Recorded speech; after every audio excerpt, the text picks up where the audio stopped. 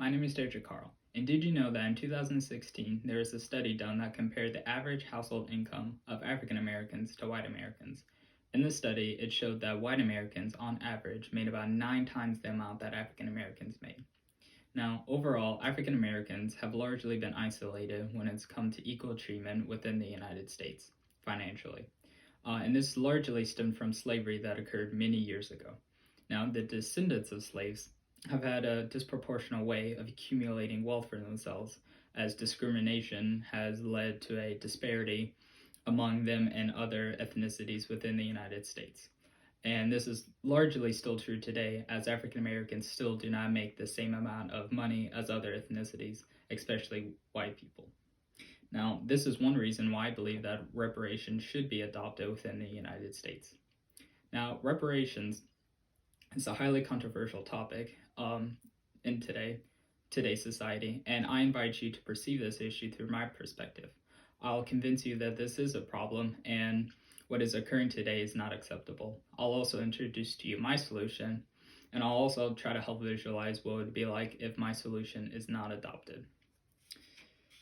So I think we can all agree that equality in the United States is not entirely perfect, but this is especially true to African Americans. African Americans have one of the highest unemployment rates within the United States, according to the U.S. Bureau of Labor Force Statistics. According to them, African Americans between the ages of 16 to 65 have an average accumulated unemployment rate of about 9.6%, followed by Latinos with an average of 7.3%. Now, this and other statistics help prove that African Americans are one of the most economically disadvantaged populations within the United States. Now, one way to combat this issue and to help close the financial gap between African Americans and other ethnicities would be through the adoption of reparations. Reparations would see to it that African Americans will become as financially independent and wealthy as other ethnicities. Also, it will help provide for the future generations of African Americans. For example, African American students who go into college after graduating high school see one of the highest dropout rates in the United States. And a large factor to this would be financial issues. Reparations would see to it that African Americans have a higher percentage of graduating college and hopefully go into the workforce. Hopefully increase the amount of African Americans going into the workforce. Now, what would it look like if reparations are not adopted in the United States? Well, through 2006 to 2018, African American household income have gone from about $40,000 in 2006 to about $41,500 in 2018. Now, this is roughly about a 3.75% increase over the span of 12 years. While in 2018, white American families on average made about $70,000 on average. So with these statistics, it would take African Americans decades for them to become as financially independent and wealthy as white Americans.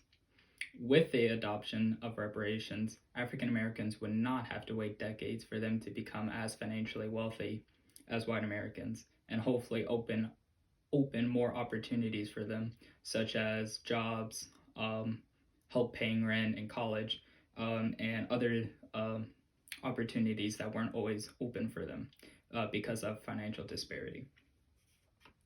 So to recap, today, a problem facing African Americans is the financial disparity among them and other ethnicities.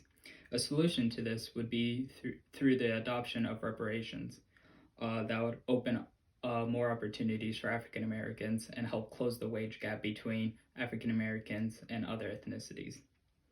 So, given all this, I implore all of you who are listening to help spread awareness to those who are not as knowledgeable as reparations as hopefully you are now. As U.S. citizens, we have a obligation to better this country, not just for ourselves, but for others.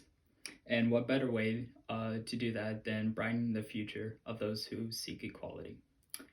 and I would like to thank you for listening to my speech.